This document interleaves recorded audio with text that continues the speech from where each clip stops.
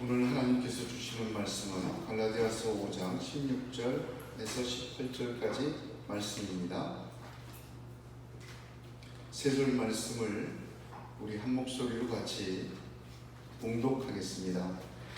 내가 이르노니 너희는 성령을 따라 행하라. 그리하면 육체의 욕심을 이루지 아니하리라. 육체의 소욕은 성령을 거스르고 성령은 육체를 거스르나니 이 둘이 서로 대적함으로 너희가 원하는 것을 하지 못하게 하려 함이니라. 너희가 만일 성령의 인도하신 바가 되면 율법 아래에 있지 아니하리라. 아멘. 2004년도에 미국에 대선이 있었습니다. 존 케리와 조지 부시가 대선의 양쪽 진영의 대표 주자로 맞붙었습니다. 존 케리와 조지 부시는 여러 가지 공약을 구체적으로 내걸었는데 미국의 에머리 대학의 드루 에스턴이라는 교수는 그때 양쪽 지지자의 15명씩 정치인들을 모아놓고 한 가지 실험을 해보았다고 합니다. 두 후보의 공약을 모두에게 보여주고 두 후보의 공약 중에 잘못된 것과 허점을 찾아내는 것이었습니다. 그런데 자기가 지지하는 후보의 공약에서는 거의 결점을 찾지 못하였고 자기가 지지하지 않는 상대방의 공약에서는 아주 날카롭게 그 허점과 결점을 찾아내었다고 합니다.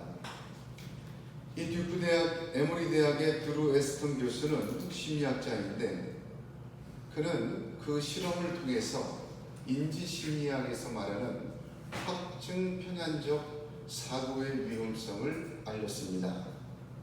이른바 자기 자신의 감정과 자신의 경험, 자신의 지식과 자신의 이해에서 출발하는 확증 편향적 사고는 보고 싶은 것만 보게 하고 듣고 싶은 것만 듣게 하고 알고 싶은 것만 알아듣는, 그래서 자기가 원하는 것만 정보를 받아들이는 그러한 결과를 낳게 되는 것이라고 합니다.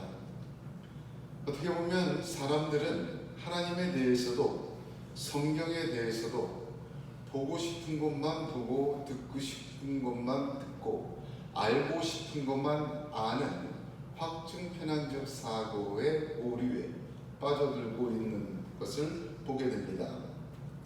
성경을 읽고 묵상하고 듣고 말씀을 들으면서도 내게 관심 있는 소리가 들리면 눈이 확 떠집니다. 내가 듣고 싶어 하던 말, 알고 싶어 하던 말, 보고 싶은 말들이 나오면 눈이 확 떠지지만 그러나 성경이 내 관심과 내 의도와 다른 것들이 지나갈 때는 그저 수면제 역할을 할 정도로 관심이 없어지는 것도 보게 됩니다. 근데 우리만 그런가? 사실은 성경에 나타난 이야기들을 살펴보면 이 확증 편향적 사고는 고질병처럼 번져 있는 것을 보게 됩니다. 대표적으로 구약에서 예를 들면 아합 왕의 이야기를 들 수가 있습니다. 열왕기상 18장에 나온 내용입니다. 아마도 구약에 나와 있는 왕들 중에 가장 악한 왕이 아합 왕입니다.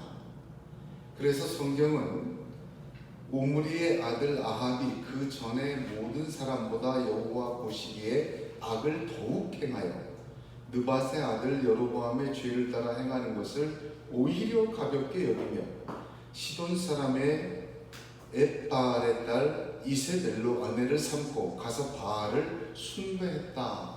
열왕기상 16장에는 그렇게 아합을 설명하고 있습니다. 이 아합 왕이 전쟁을 나갑니다.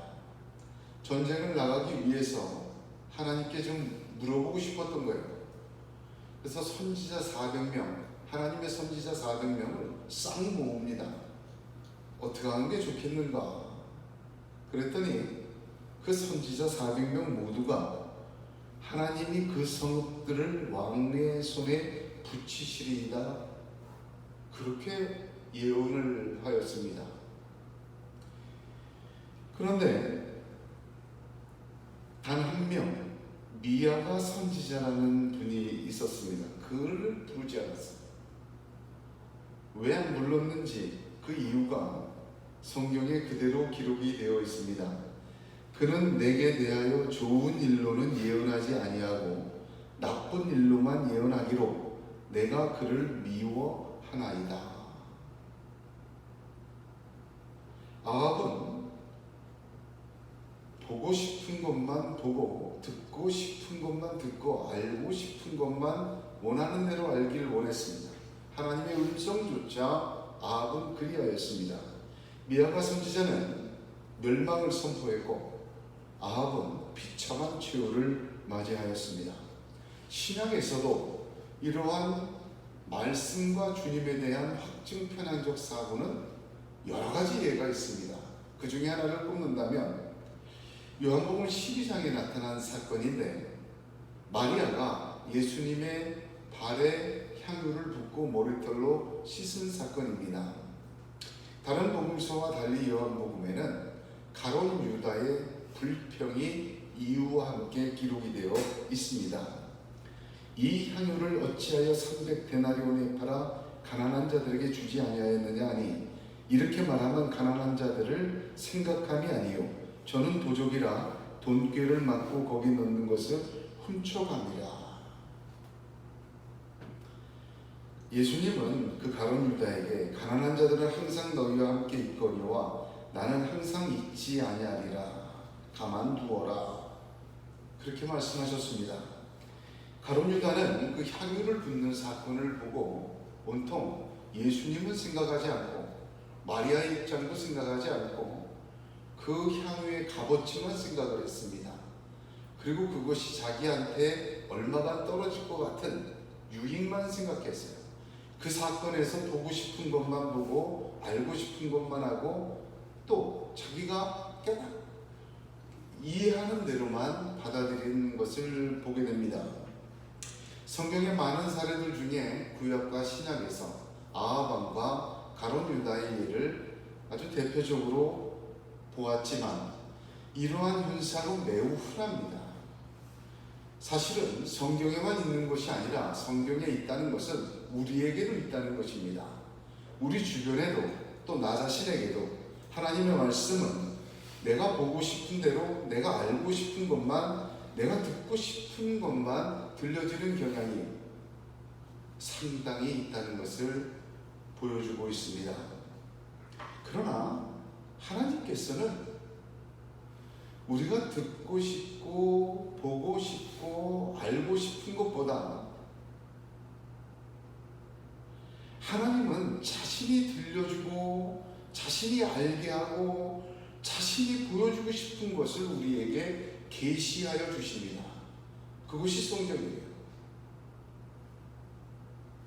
그러므로 성경이 전해주는 말씀 그대로를 듣고 아멘하는 신앙이 절실한 것입니다. 그것이 비록 하늘의 것이라 다 이해되지 않고 내 삶과 내 형편에 소화되지 않는다 해도 아멘으로 믿음으로 받아먹는 사람에게 하나님의 역사 나타납니다. 하나님께서 말씀을 주실 때는 역사하려고 주시는 거예요. 빛이 있으라 하시며 뭐가 있었죠? 빛이 생기는 겁니다. 그러니까 말씀을, 계시를 풀어주실 때는 뭐 듣고 이해하고 지식 쌓아가는 게 아니에요. 하나님께서 말씀을 주실 때는 내가 이해하든 이해하지 못한 말씀을 받을 때는 그 말씀을 통해서 하나님이 하시고자 하는 역사가 있어요. 그래서 계시에는 반드시 역사가 있습니다. 그러므로 오늘 우리가 이 확증편향적 사고에서 벗어나 하나님의 말씀에 마음을 활짝 열고 하나님이 보여주시고 알게 하시고 먹게 하시고 마시게 하시는 은혜를 아멘하고 받아들이는 믿음, 그 믿음 가운데 하나님의 역사가 나타나는 것입니다. 하나님의 말씀은 사무엘상 22장 31절에서처럼 하나님의 도는 완전하고 여호와의 말씀은 정미하니 저는 자기에게 피하는 모든 자에게 방패시로다 하였습니다. 하나님의 도는 어떻게 해요? 완전해요. 여호와의 말씀은 어떻게 해요? 정미해요. 정미하다는 말은 히브리어로 차라트인데 이 뜻은 금속을 재련하다 그런 뜻이에요. 무슨 말이냐면 불순물을 다 제거한 순도 100%라는 뜻입니다. 하나님의 도, 길은 완전해요. 하나님의 말씀은 순전해요. 뭐 섞인 게 없어요. 그러므로 말씀 자체가 주시는 정보, 말씀을 통해서 하나님이 나를 알게 하시고 깨닫게 하시고 받아먹게 하시는 그 하나님의 계시, 그 하나하나를 귀중히 여기고 받는 게 너무나도 중요합니다. 제가 10여 년 동안 모세오경 성경 공부하면서 깨달은 것이 있어요. 뭐냐면 이 성경은요 하나님의 감동으로 된 것이지만 사람의 손에서도 비교할 수 없는 노력과 정교함이 들어있어요. 시줄과 날줄처럼 엮여 있어서 하나만 빠져도 뭐가 빠졌다라고 드러나요. 얼마나 정교하게 되어 있는지 모릅니다. 이런 하나님의 말씀을 무심코 보거나 무심코 들어서는 안 돼요. 우리가 보고 싶고 듣고 싶고 알고 싶은 것을 찾아먹는 게 아니라 하나님께서 먹여주시고 우리에게 들려주시고 보여주시기 원하는 것을 깨달을 수 있고 아멘으로 받아야 합니다. 이 순서를 잊지 마시기 바랍니다. 먼저 그의 나라와 의를 구하라. 그리하면 이 모든 것을 너희에게 더하시리라는 진리의 원리는 하나님의 말씀에 대해서도 동일하게 적용됩니다. 하나님의 것을 듣다 보면 그 안에서 내가 알고 싶고 듣고 싶고 깨닫고 싶고 듣고 싶은 말이 다 들어있어요. 나중에 깨달아요. 고린도전서 1장 24절에 오직 부르심을 입은 자들에게는 유대인이나 헬라인이나 그리스도는 하나님의 능력이요 하나님의 지혜야 하셨습니다. 고린도후서 1장 20절에는 하나님의 약속은 얼마든지 그리스도 안에서 예가 되나니 이 말은 모범이라는 뜻이 아니에요. 예스예요. 예스. 하나님의 약속은 얼마든지 예수 안에서 모두가 예스 된다. 그런즉 그로 말미암아 우리가 아멘하여 하나님께 영광을 돌리게 되느니라. 제가 오늘 말씀 나누기 전에 이 확증편한적 사고, 보고 싶고 듣고 싶고 알고 싶은 것만 알려고 하는 이 시도들이 보편적이라는 것을 왜 이렇게 강조하고 먼저 나누게 되었습니까? 오늘 읽은 본문이 대부분 보고 싶고 듣고 싶고 알고 싶은 그러한 자세로 확증편향적으로 전하고 들어왔기 때문입니다. 그러기 쉬운 본문이에요. 오늘 말씀 시작이 16절에 뭐라고 시작합니까? 내가 이르노니 너희는 성령을 따라 행하라. 얼마나 솔깃합니까? 듣는 자에게도 솔깃하고 전하는 자에게도 솔깃합니다. 왜냐하면 이 말씀을 대하자마자 방법론을 생각하게 되고 손수용 비결을 떠오르게 되기 때문입니다. 기회는 이때다 싶어서 이 명령을 내세워 함부로 하고 싶은 판단을 쏟아냅니다. 그러니까 성령을 따라 행하라는 게 뭐냐? 헌금을 할 때 세전 헌금 11조냐? 세후 11조냐? 교회를 갈 때 주일날 여행을 가는데 내 본교회 가서 예배를 드려야 되냐? 여행 가서 여행지에서 예배를 드려야 되냐? 어떤 것이 성령을 따라 행하는 거냐? 여러분, 제가 이게 구체적으로 파고드는 것은 우리 가운데 실제적인 문제이기 때문에 그렇습니다. 저는 이 두 가지 헌금과 교회 출석에 대한 것을 시시비비를 지금 가리고 싶지는 않습니다. 다만 이렇게 많이 사용한다, 그걸 이야기하고 싶습니다. 당연히 더 많이 드리고 여행을 포기하는 것이 성령을 따른 것이라고 그렇게들 이야기들 합니다. 그러나 지금 이 본문 자체가 보여주고 알려주는 뜻은 그것이 아닙니다. 여러분, 이 성령을 따라 행한다는 말이 칼이 되어서 자기를 찌르고 남도 난도질하는 것이 되어서는 안 되겠습니다. 성령을 따라 행한다는 것이 새로운 율법주의가 되어 복음 안에서 자기 자신도 막 찔러대고 남도 찔러대는 정가의 보도가 되어서는 안 되겠습니다. 성경은 그것을 알려주고 있지 않습니다. 대부분 성령을 따라 행하라는 말씀의 뜻을 자신의 취향과 자신의 경험적 사고를 통해 확대 해석하고 적용하고 또 그렇게 사용하였습니다. 오늘 본문을 그렇게들 전하고 그렇게들 들었습니다. 성경 자체가 정해놓은 범위에서 벗어나는 것은 그것은 범죄예요. 이 성경 자체가 말해주고 있고 범위를 정해져 있고 해석해주고 있고 적용해주고 있는데 그것을 벗어나서 마음대로 말하는 것은, 듣는 것은 옳지가 않습니다. 성경 자체가 전해주신 뜻을 알게 하시고 듣게 하시고 보게 하시는 것을 믿음으로 아멘해야 합니다. 이 본문은 성령을 따라 행하라는 구체적인 방법을 하나도 적어놓지 않았습니다. 그 말은 무슨 뜻입니까? 성령을 따라 행하는 구체적인 방법을 알려주기를 원치 않으신 거예요. 성령을 따라 행한다는 것이 어떤 것인지, 어떤 상황에서 적용되는지도 전혀 말하고 있지 않습니다. 성경의 관심은 그게 아니에요. 성령을 따라 행하라고 말할 때 성령을 따라 행하는 구체적인 비결이나 방법에 전혀 관심이 없어요. 성경, 오늘 본문이. 만약 그 구체적인 것이 더 중요한 것이라면 본문에 성령을 따라 행하라 하시고는 육체와 성령은 서로 대적한다거나 육체의 소욕을 이루지 않는다든가 말 대신에 행하여야 할 구체적인 방법을 적어주셨을 것입니다. 그러나 전혀 본문은 그렇지 않습니다. 성경 자체가 주시는 범위와 내용과 뜻이 중요합니다. 그것을 먼저 깨달아야 이 말씀을 통해 하나님의 음성을 듣게 되는 것입니다.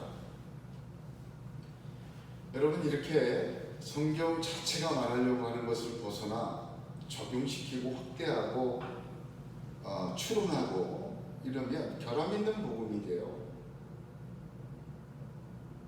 결함 있는 복음은 결국 다른 복음이 됩니다. 다른 복음은 신자들의 신앙을 반석 위에 세우는 것이 아니라 무너질 모래 위에 세웁니다. 마지막 공력을 시험할 때 불에 타버립니다. 더욱이 하나님의 약속은 오직 그리스도 안에서만 예스가 되는데 사람 안에서, 내 생각 안에서, 내 취향 안에서 예스로 만들겠다는 이러한 시도에 하나님의 능력이 나타날 수가 없습니다. 바람 불면 쓰러지고 불나면 남는 것도 없는 세웅입니다.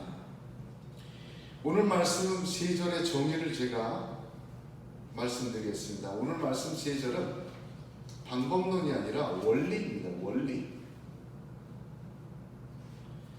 어떤 것이 성령을 따라 사는 것인가 라는 방법론과 적용이 아닙니다. 여기부터 이해하고 말씀을 보아야 말씀 자체가 주시려고 하는 뜻을 받을 수가 있는 것입니다. 그러므로 16절 한번 보십시오. 16절은 말이죠, 뒤에 부분이 그리하면 육체의 욕심을 이루지 아니하리랍니다. 그렇습니다. 그리스도가 주신 자유를 육체의 기회로 삼지 말라. 그 길이 어떤 것이냐? 그 원리가 무엇이냐? 성령을 따라 사는 것이다. 원리를 이야기합니다. 즉 육체의 욕심을 이루지 않는 길이 우리 자신의 금욕이나 나 자신의 절제나 나 자신의 선택이나 실언이나 포기나 등등의 자기 의지적 행위가 아니라는 것을 보여줍니다. 우리에게는 우리 자신의 육체의 욕심을 이루지 않을 능력이 없습니다. 그 원리를 보여주시는 거예요. 그러므로 그리스도께서 주신 자유를 육체의 기회로 삼지 않는 길은 성령을 따라 행하는 것 뿐이다. 이 원리를 설명해 주시는 것이 16절입니다. 성령을 따르는 방법은 1도 없습니다. 17절 보세요. 육체의 소욕은 성령을 거스르고 성령은 육체를 거스르나니 이둘이 서로 대적함으로 너희가 원하는 것을 하지 못하게 하려 함이라 했죠. 이것은 우리 내면의 영적 싸움의 원리를 보여주는 것입니다. 서로 대적한다. 육체의 소욕은 성령을 거스르고 성령은 육체를 거스르고 이 둘은 어떻게 하고 있다? 대적하고 있다. 우리 자신에 대한 이해이고 우리 삶의 실체를 이렇다는 원리를 보여줍니다. 그래서 너희가 원하는 것을 하지 못하게 하고 있다, 그런 상태다, 이렇게 우리를 보여주는 거예요. 원리를. 너희가 원하는 것이 무엇입니까? 둘 다를 얘기합니다. 성령이 원하는 것도 못하게 하는 거고 육신이 원하는 것도 못하고 있는 상태다. 그러니까 무슨 말이에요? 이것도 저것도 못하고 있는 상태다. 육신대로 육신의 소욕을 다 이루지도 못하고 성령대로 성령의 소욕을 다 이루지도 못하고 서로는 대적하고 있어서 이것도 못 이루고 저것도 못 이루고 그런 상태다. 이 싸움터인 상태, 내면의 영적 싸움, 우리 존재의 실존을 그 원리를 말해주고 있는 것이 17절입니다. 18절은 보세요. 너희가 만일, 조건문으로 시작합니다. 이 두 가지를 얘기합니다. 위에 두 가지를 얘기하는데 성령의 인도하시는 바가 되면 율법 아래 있지 아니하리라. 이게 또 원리예요.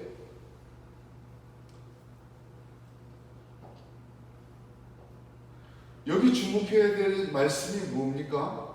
잊지 아니하리라 합니다. 이 단어가 숨겨져 있어요. 굉장히 중요한 단어입니다. 헬라어 원문을 보게 되면 에스테라는 단어를 쓰고 있는데 이 단어는 존재하다, 그런 뜻입니다. 그러니까 이 말을 풀면 너희가 만일 성령의 인도하시는 바가 되면 율법 아래에 있는 상태가 되지 않는다. 그렇게 존재가 율법 아래에 있지 않는다, 그런 뜻이에요. 이러한 영적 싸움에서 우리의 존재와 상태가 율법의 통치 아래에 있지 않고 진정한 자유, 주님이 주신 자유, 이삭의 자유, 하나님 아들의 자유, 상속자의 자유, 하나님 나라에서 하나님의 뜻대로 마음껏 사는 자유의 존재와 상태가 되어진다는 원리를 말해주고 있는 말씀입니다. 그러므로 오늘 주신 말씀에서는 세 가지 원리를 깨달아야 해요. 말씀 자체가 주시는 첫 번째 원리는 육체의 욕심을 이루지 않는 원리예요. 16절이요. 두 번째는 우리 자신의 영적 싸움의 원리, 17절이요. 세 번째는 율법의 통치 아래에 있지 않는 존재가 되는 자유의 원리, 18절입니다. 이를 이해하고 깨닫기를 하나님은 원하십니다.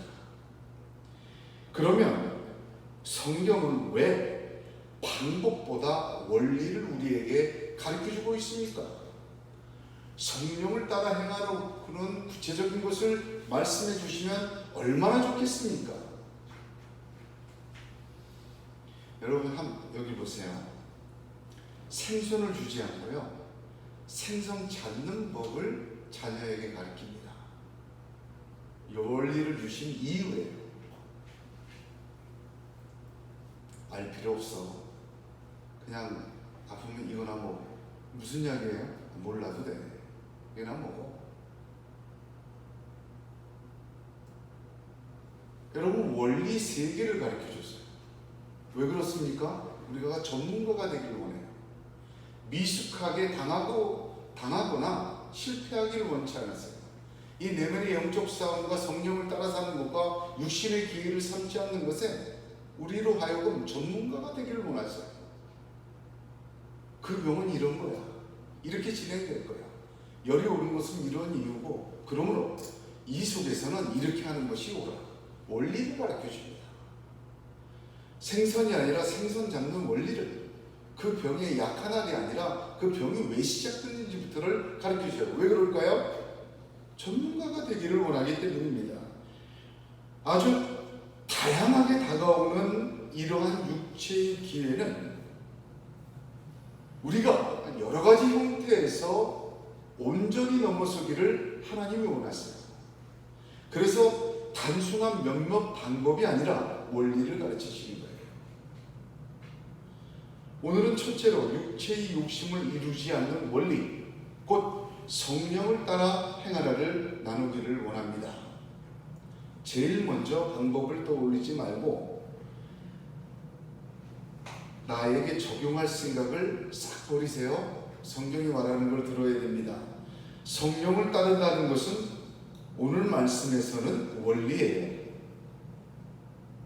내가 주체가 되어 어떻게 하라는 말을 하나도 하지 않으십니다.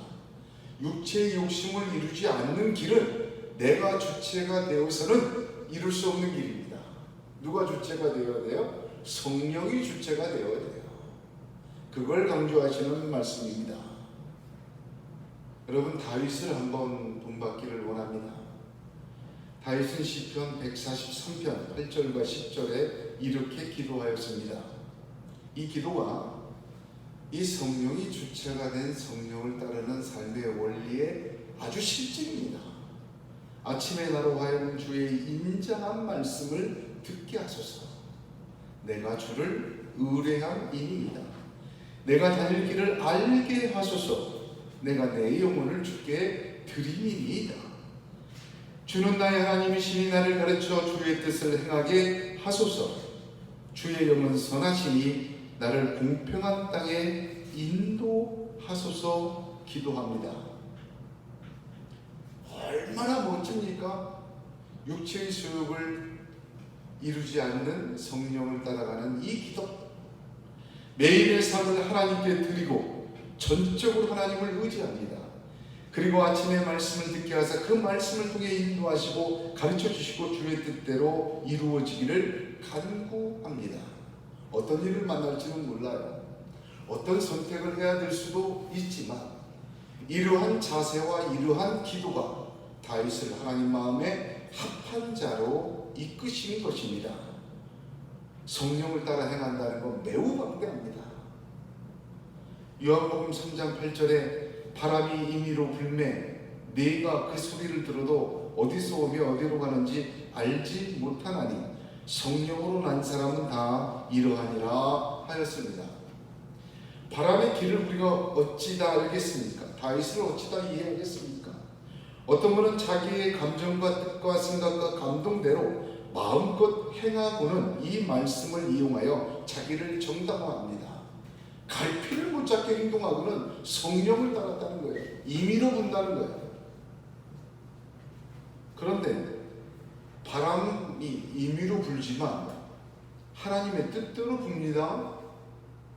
제멋대로는 안 돼요. 임의로는 바람이 주인이 되어 지 멋대로 분다는 뜻이 아닙니다.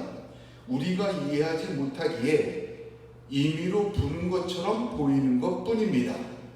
진리대로 성령은 역사하고 성령은 열매를 맺습니다. 그러나 다 이해할 수 없어요. 중요한 것은 이 주님의 말씀에서 중요한 것은 알지 못한다는 것입니다. 성령은 우리가 다 알 수가 없어요. 그 말은 우리가 성령을 규정할 수 없다는 뜻입니다. 성령을 따라 행하는 것을 규정하는 것은 성령을 또한 제한하는 것과 같습니다. 유용한 시도예요. 성령이 그 공식대로만 움직이십니까? 아닙니다. 오직 다윗의 기도처럼 매일 전적으로 그 하루를 하나님께 드리고 그 뜻을 간구하고 순종의 결단을 할 뿐입니다. 그럴 때 다윗을 인도하신 하나님께서 우리도 인도하실 줄로 믿으시길 바랍니다. 하나님은 살아계십니다. 성령님은 우리 가운데 역사하여 주십니다. 신명기 32장 10절에 여호와께서 그를 황무지에서 짐승의 부르짖는 광야에서 만나시고 호위하시고 보호하시며 자기 눈동자같이 지키셨도다. 할렐루야. 그러십니다.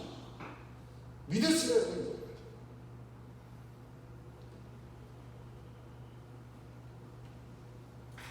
여러분 오늘 말씀에 16절에 성령을 따라 행하라와 18절에 성령의 인도하신 바는 한 쌍이에요. 하나님의 말씀은 정말 정리합니다. 할렐루야. 너무나 완전합니다. 이 성령이 우리 가운데 역사하시는 바를 이 한 쌍으로 딱 완벽하게 표현해 주셨어요. 하나를 두 가지를 보완하여 성령의 역사를 정리하게 보여주는 것입니다. 먼저 16절에 성령을 따라 행하라 할 때 따라라는 말이 굉장히 중요해요. 왜 그런 거 아니? 헬라어 전치사에서 뭘 따라 쫓으라, 뭘 따라 행하라, 따라하다 이거는 디아라는 전치사나 카타라는 전치사를 다 씁니다. 그런데 이 16절에 성경을 따라 행하라는 것에 이 전치사가 없어요. 그래서 영어 성경은 이것을 몽땅 by 성령에 의하여 걸어다녀라 그것으로 해석했습니다. 번역했어요. 굉장히 옳은 번역입니다. 왜? 성령이 주체가 되는 거예요. 내가 주체가 되어 성령을 쫓아가는 게 아니라 성령의 주체가 되어 내가 걸어가는 거예요. 행하라는 말도 본문의 헬라어를 보면 페리파테오라는 단어를 쓰는데 직역하면 걷다라는 뜻이에요. work. 근데 이게 어떤 길을 따라서 어떤 목적지를 향해서 쭉 걸어가는 게 아니라 그냥 이렇게 산책하듯이 그냥 걷는 건 모든 걸 얘기해요. 이게 페리파테오라는 단어가 어떤 단어에서 왔는가? 히브리어는 발라크에서 왔습니다. 그것은 출애굽기 18장 20절에 그들에게 율례와 법도를 가르쳐서 마땅히 갈 길과 할 일을 그들에게 보이고 할 때 마땅히 갈 길이라는 단어가 발라크예요. 유대인들은 이 발라크라는 단어를 삶의 방식으로 이해하였습니다.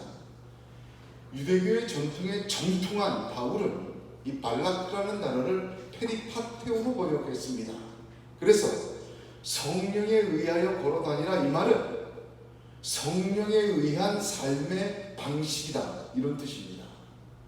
내가 주체가 되어 성령을 움직이는 대로 쫓아가는 게 아니라 성령이 주체가 되어 내 삶의 방식이 되는 뭐가? 성령이. 그래서 헬라어 원문이 중요했어요. 이 원문 자체에 전치사가 없이 어떻게 되어 있냐면 성령의 걸음을 걸어라 그런 뜻으로 되어 있습니다. 그러니까 성령을 따라 행하라는 말은 성령의 통치가 나에게 매일 지속적으로 삶의 방식이 되는 거예요. 그럴 때 육체의 욕심을 이루지 않는다는 거예요. 그러면 성령의 통치가 나를 내 삶의 방식이 된다는 것은 뭐예요? 어떤 의미를 갖고 있습니까? 자발적인 거예요. 그렇죠? 내가 자발적으로 그렇게 받아들인다는 뜻이에요. 그런데 18절에 성령의 인도하시는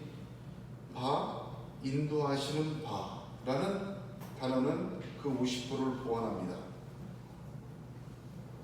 일본어에서 아다리가 맞다는 말하지. 일본에서 바둑 둘 때 아다리가 맞다 하고는 상대의 돌을 따낼 수 있는 상태가 아다리가 맞다.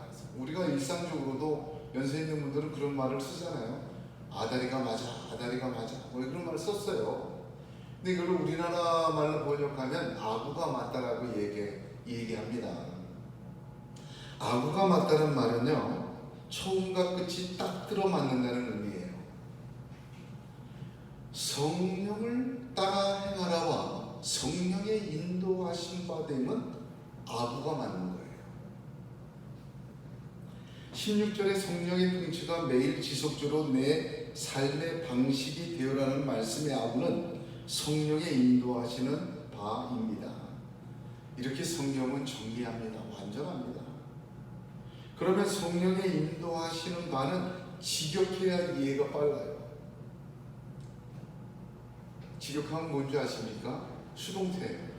성령이 끌고 가시는 바 됨.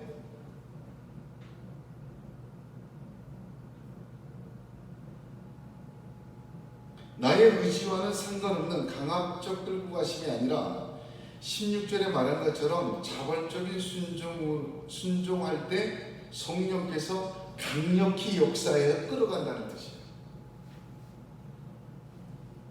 그러니까 성령을 따라 행하는 것과 성령의 인도함을 받는 것은 어떤 의미입니까? 자발적으로 성령의 이끄심에 끌려가는 것을 의미합니다.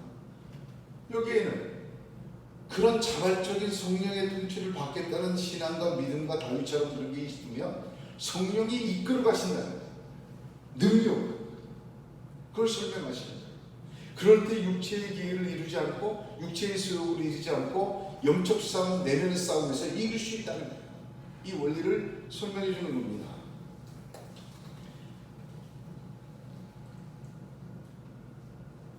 매일의 삶 속에서 성령은 이렇게 우리에게 역사하십니다. 로마서 8장 14절에 무릇 하나님의 영으로 인도함을 받는 사람은 할 때 인도함도 끌려가는 사람, 그런 뜻이 똑같은 단어예요. 인도함을 받는 사람은 곧 하나님의 아들이라 할 때도 똑같은 의미예요. 이런 사람이 하나님의 아들. 마태복음 4장 1절에 우리 주님께서 성령에 이끌리어 광야로 가서 시험 받으셨어요. 그 이끌리다, 이것도 똑같은 단어예요.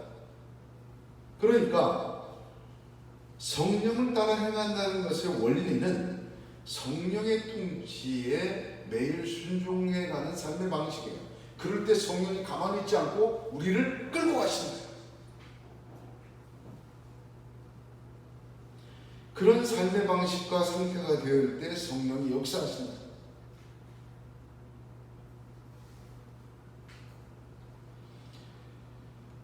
성령님은 인격적이십니다. 강제적이고 마치 로봇처럼 우리를 조종하는 분이 아니에요. 감화감동하시고 역사하시고 문을 두드리십니다. 문을 여는 자에게 들어가 역사하십니다. 그 원리로 이루어진다는 말이에요.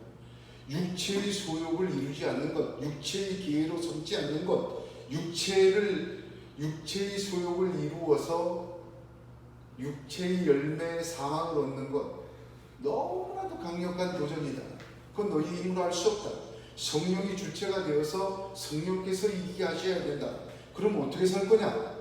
성령을 삶의 방식으로 삼아라. 성령께서 너를 이끌어 가실 것이다. 누구처럼? 다윗처럼 말입니다. 그 원리를 말해주시고 있는 거예요. 그러므로 정리한 이 하나님의 말씀을 이렇게까지 깊이 나누게 하신 이유가 있습니다. 여기까지 이해하게 하신 하나님의 이유가 있어요. 왜? 제가 심각한 두 가지 문제를 같이 나눠야 되기 때문입니다. 말씀 자체에 주목하지 않고 그 주신 뜻을 벗어나 확증 편향 쪽으로 보고 싶은 것만 보고 듣고 싶은 것만 듣고 말하고 싶은 것만 말하고 이때다 싶어서 자기가 신율법주의 마냥 난도질하고 남도 난도질하듯이 던져놓은 것이 너무 많기 때문에 그래요. 이게 쉬워요.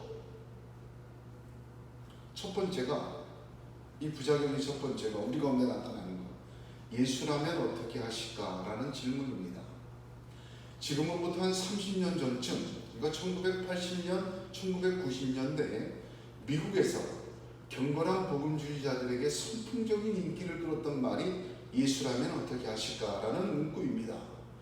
티셔츠에도 새겨놓고 팔찌에도 새기고 목걸이에도 새기고 가방에도 새기고 차의 범퍼에 스티커를 붙이고 온갖 경건한 그리스도인이라고 나서는 사람들이 예수라면 어떻게 하실까라는 질문을 도배를 했어요. 우리나라에도 그것이 영향이 돼서 그 당시 우리나라에도 예수라면 어떻게 하실까라는 그런 어떤 문구와 캠페인이 물밀듯이 들어왔습니다. 그리스도인의 삶을 예수를 본받아 사는 삶으로 규정하고 예수라면 어떻게 할까를 내 삶의 선택의 기준과 삶의 방식으로 삼은 것입니다. 그 시도는 예수를 본받고 예수를 따라가겠다는 삶인데, 그러나 이런 질문 속에 적용은 데이트가 끝나고 춤을 추러 갈까요? 1차를 마치고 2차를 갈까요? 내가 지금 이것을 얻는 것과 여기를 참여하는 것이 예수라면 어떻게 갈등이 될 때마다 마치 성령을 쫓아 행하라 네가 주인 되어서 한 것처럼 예수라면 어떻게 할까라는 질문으로 선택하고 판단했다고 합니다. 여기에 함정이 있어요. 심각한 믿음의 함정이 있습니다. 그 예수라면 어떻게 한다는 판단의 주체가 먼저 성경이 아니라 우리 자신이기 때문입니다. 이것은 성령의 통치를 받겠다는 게 아니라 내가 주체가 되어 성령을 쫓아갈 수 있다는 자만과 그런 능력이 있다는 착각을 갖고 있기 때문에 그렇습니다. 두 번째는 예수라면 어떻게 할까라는 그 사람 마음속에, 그 사람 생각 속에, 그 사람 심각 속에 그 예수는 어떤 예수냐 이 말입니다. 성경에 전해주시는 예수가 아닌 경우가 허다합니다. 자기가 상상하는 예수를 생각해놓고는 그 예수를 따라가기 때문에 세상의 윤리와 가치를 가지고 인용한 예수를 그런가 보다 하고 자기 판단의 기준으로 삼았어요. 자기가 기대하고 있는 예수를 자기 판단의 기준으로 삼았어요. 내가 알고 있는 아주 단편적인 지식의 예수만 가지고 자기 판단의 기준으로 삼았습니다. 사실 제가 부끄럽게도 교회에서 성도들에게 여러 교회에서 해봤어요. 백지를 주고 기존 신자들이죠. 예수에 대해서 한번 써보십시오. 자유롭게. 근데 이것도 여러 번 해봤습니다. 실제적으로. 그런데 대부분은 예수는 나의 친구, 예수는 나의 구세주, 예수는 나의 사랑, 별별 고백을 다 적습니다. 모든 예수에 대한 고백이 자기의 경험과 자기의 이해와 자기의 확증편적 사고에서 나온 결론일 뿐이에요. 성경이 말하는 예수, 성경이 알게 하시고 깨닫게 하시고 들려주신 예수 적는 사람 드물었습니다.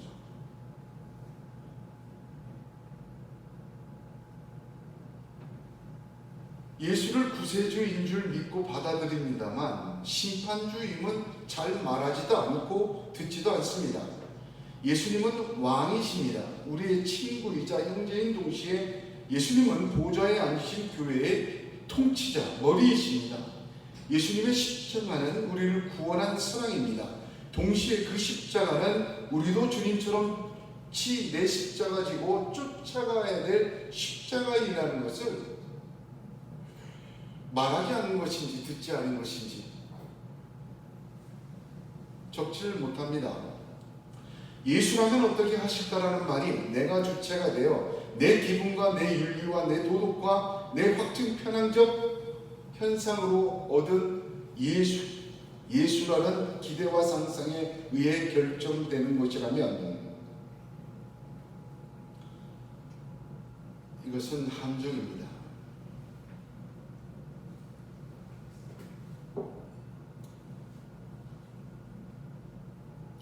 1441년에 토마스 캠피스라는 유명한 사람이 있습니다. 그리스도를 본받아라는 책을 냈는데 종교개혁에 어떻게 도화선이 됐다고 얘기를 해요. 그리스도를 본받는 것은 이런 시도는 옳은 것입니다. 고린도전서 11장 1절에 내가 그리스도를 본받는 자 된 것 같이 너희는 나를 본받는 자 되라. 옳습니다. 근데 본받다라는 말이 헬라어로 미메테스입니다. 주전 6세기에 생성된 단어라고 해요. 제가 이 단어를 추적해봤어요. 기원전 6세기부터 이 단어가 사용됐어요. 이 단어의 의미는 아주 기본적인 뜻은 무엇입니까? 창조하지 않는 것, 그런 뜻입니다. 모방하다, 뭐 이런 뜻으로 알려져 있지만 미메테스, 본받다의 가장 기본적인 의미는 창조하지 않다. 창조하다의 반대말이 미메테스였어요.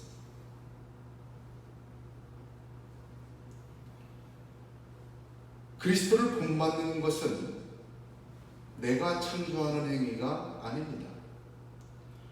성경에서 증언되고 있는 그분의 삶과 말씀대로 모방하는 거지. 내가 전혀 새로운 삶을 창조해내는 것이 아닙니다. 예수라면 어떻게 하실까라는 자칫 예수가 하신 것을 창조해내려는 시도를 열어놓는 분과 같이 사용됐습니다. 마치 성령을 따라 행하려는 것이 내가 주인 되어 내 판단과 기준으로 하나님의 뜻을 이루어보고자 하는 잘못된 시도와 마찬가지입니다. 브레이더, 이런 시도들과 이런 가르침과 이런 현상이 너무나도 많이 있습니다. 왜 이것을 얘기하느냐? 너무나도 흔하기 때문에, 오류이기 때문에 거기에는 하나님의 능력이 안 나타나요. 둘째는 이 말씀 속에서 꼭 얘기해야 될 게 성령을 따라 행하라 하는 말씀 중에 두 번째 함정과 우리는 메시아 콤플렉스라는 것입니다. 예수를 닮아가는 것뿐입니다. 그리스도를 본받는 것은 그리스도와 동급이 된다는 뜻이 아닌 것을 기억해야 돼요.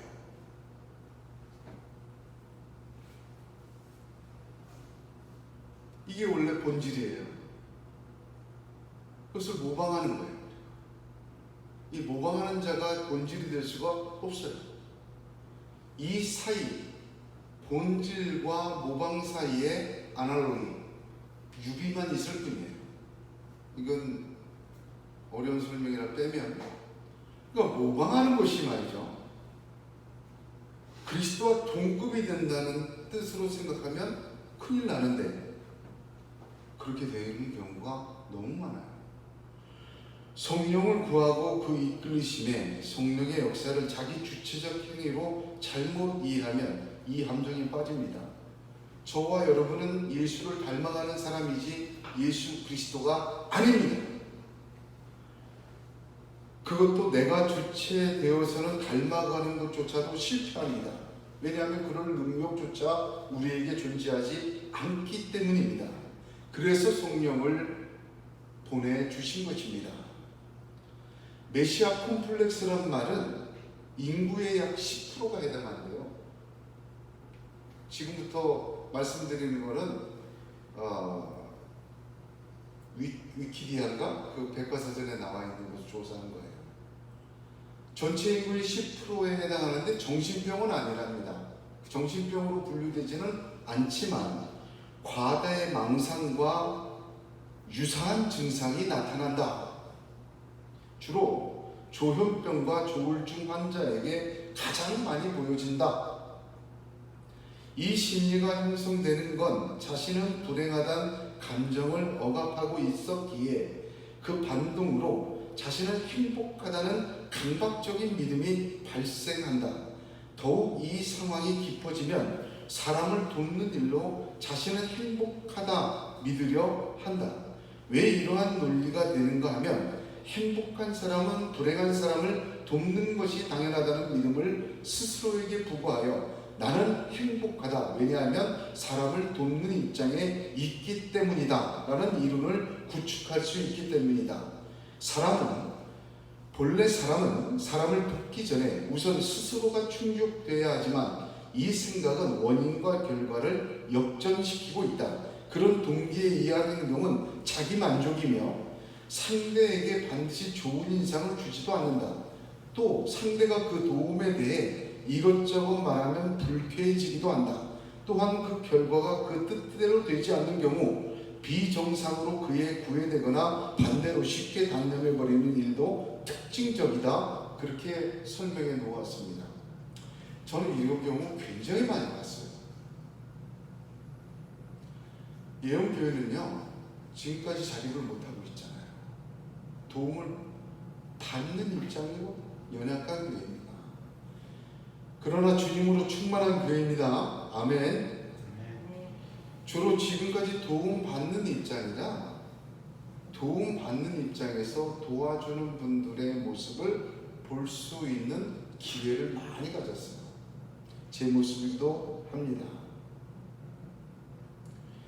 도와주시는 분들의 모습에서 교회를 섬기고 돕는 모습에서 보아야 할 모습도 보이고 보지 말아야 될 모습도 보게 됩니다. 그런데 이 메시아 콤플렉스에 붙들려 있는 모습도 보게 됩니다. 저 또한 그 속에서 자유롭지 못했던 것도 알게 됩니다. 성령을 따라 행하라. 성령의 인도하신 바 되면 매우 귀중한 말씀입니다. 원리입니다. 이것이 의미하는 바는 그리스도를 본받는 것임에 분명합니다. 내가 주체가 아니라 성령이 주체가 되어 사는 삶의 방식, 그 속에서 성령은 역사하시고 우리를 이끌어 가십니다. 그럴 때 내가 창조한 예수를 본받는 것이 아니라 성경이 말해주시는 예수를 본받게 되는 것입니다. 그것은 그분의 영, 그리스도의 영이신 성령만이 가능하게 해주십니다. 그래서 성령을 삶의 방식과 상태가 되게 순종하며 자발적으로 삶의 방식으로 삼습니다. 그럴 때 성령께서 끌고 가십니다. 이런 역사 속에서 우리는 메시아 콤플렉스에 빠지지 않게 되는 것입니다. 나 자신이 만족할 때까지 내가 정한 수준에서 본받는 것이 아니라 오직 예수님이 원하시고 보여주시고 이루신 곳으로 저와 여러분이 인도되어지는 것입니다. 이 하나님의 사랑과 이 하나님의 역사와 이 하나님의 관심과 이 하나님의 원리를 저와 여러분이 이해하기를 성경은 오늘 원하고 계십니다. 성령을 따라 사는 삶, 그리스도를 본받는 삶, 성령의 인도하심을 받는 삶의 원리를 알아야 합니다. 그런 삶의 상태는 내가 주체이지 않고 오직 성령이 주체이며, 그래서 내가 원하는 수준과 내가 상상하는 모습과 내가 기대하는 것을 이루는 것이 아니라 하나님께서 우리 주 예수 그리스도를 십자가에서 대신 죽이시고 우리를 새 생명 주셔서 하나님의 자녀되고 이삭의 자유를 주시고 하나님의 백성 되어서 하나님이 원하는 수준, 하나님이 원하는 모습, 하나님이 기대하고 우리를 재창조하시려는 그 장성한 분량에까지 이르게 되는 은혜와 축복이 있기를 예수의 이름으로 축복합니다. 기도하겠습니다. 걸어가시고